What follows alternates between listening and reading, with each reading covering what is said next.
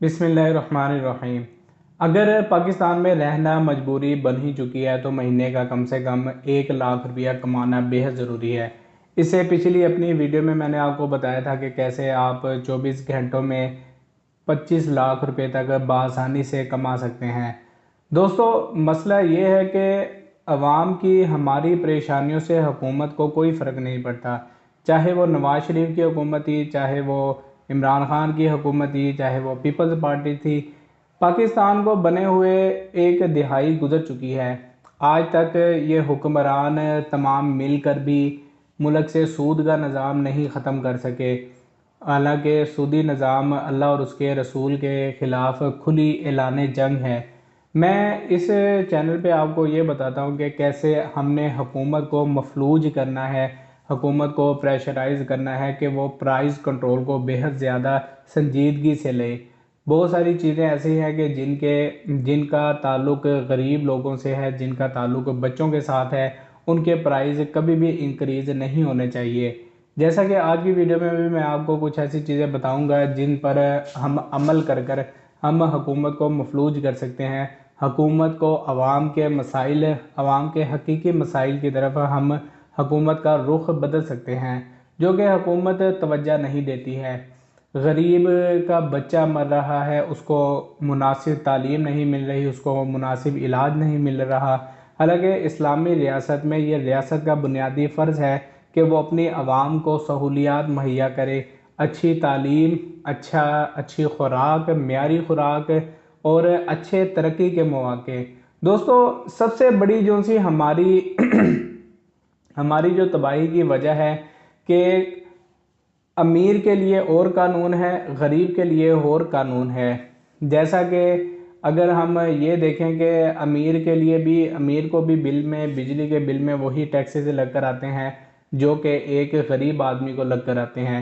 गरीब आदमी भी खुराक के ऊपर वही टैक्सेस दे रहा है जो कि एक 5 लाख रुपए कमाने वाला भी शख्स फूड के ऊपर वही टैक्सेस दे रहा है जो कि एक 25,000 या 50,000 रुपये कमाने वाला एक गरीब आदमी दे रहा है। ये निज़ाम उस वक्त दुरुस्त होगा जब हम हुकूमत को मफलूज करके, हुकूमत को, मेरा मफलूज करने का यहाँ पर ये मतलब नहीं है, कोई बगावत नहीं है, सिर्फ हुकूमत को आवाम के मसाइल की तरफ तवज्जो दिलवानी है ताकि हुकूमत वक्त आवाम के मसाइल को हल करने पर असल तवज्जो दे। यानी कि चीज़ों के जो रेट हैं वो कभी भी नहीं बढ़ने चाहिए। दूध हो गई, आटा हो गई, घी हो गई, चीनी हो गई, इन चीज़ों के रेट कभी भी नहीं बढ़ने चाहिए। अब मैं आपको देखो, हुकूमत तो जिस वक्त आकर प्राइस कंट्रोल को शुरू करेगी, ये तो तब की बातें हैं। हम इस वक्त हम क्या कर सकते हैं ऐसा कि हुकूमत को हम प्रेशराइज करें। हुकूमत को हम कैसे प्रेशराइज कर सकते हैं? सबसे पहले हम दूध को पकड़ लेते हैं। दूध और हम जैसे जैसे कि सर्दियाँ आती हैं उसी वक्त अंडों के रेट बढ़ जाते हैं।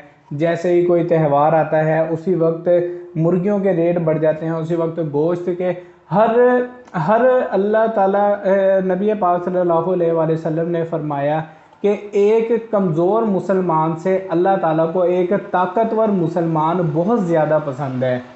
अगर काफिर इस वक्त यहूदी अपनी झूठी रियासत और अपने नाम नहाद आकाओं के पीछे अपने नाम नहाद अपने जुराइम छुपाने की कोशिश कर रहे हैं, तो हम तब तक हम काफिरों के ऊपर गालिब नहीं आ सकते जिस वक्त हम उनसे ज़्यादा ताकतवर नहीं हो जाते।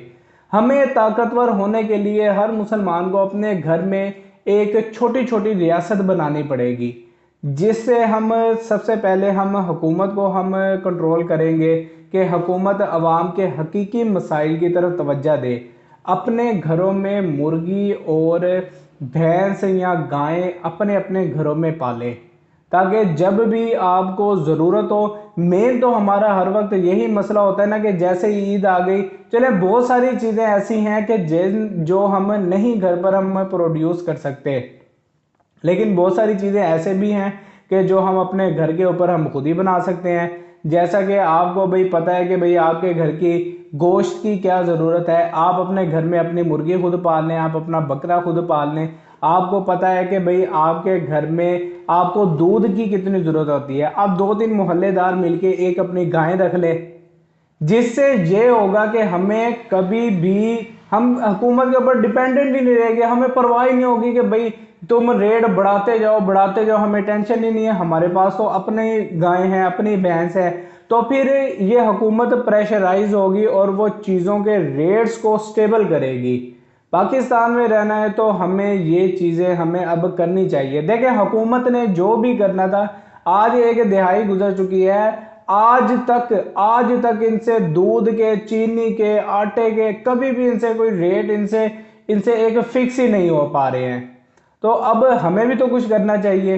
آج جس طرح فلسطین کے لوگ مظالم سہ رہے ہیں، اپنے بچوں کو، میں نے ویڈیوز دیکھی ہیں، ایسے انسان، چھوٹے بچے، جوان، بوڑھے، خواتین ایسے ان کو شہید کر رہے ہیں جیسے کوئی جانور بقرعید پر جیسے کوئی جانور ذبح ہو رہے ہوتے ہیں۔ تو خدا را تھوڑی سی پلاننگ کریں، اپنی چھوٹی چھوٹی حکومتیں بنائیں، چھوٹی چھوٹی، ہمارا گھر ہماری ریاست ہے، حکومت بنائیں تاکہ ہم ان کافروں کے غلام حکمرانوں کو ہم سبق سکھا سکیں۔ اپنا بہت سارا خیال رکھیے گا، مجھے اجازت دیجیے، فی امان اللہ۔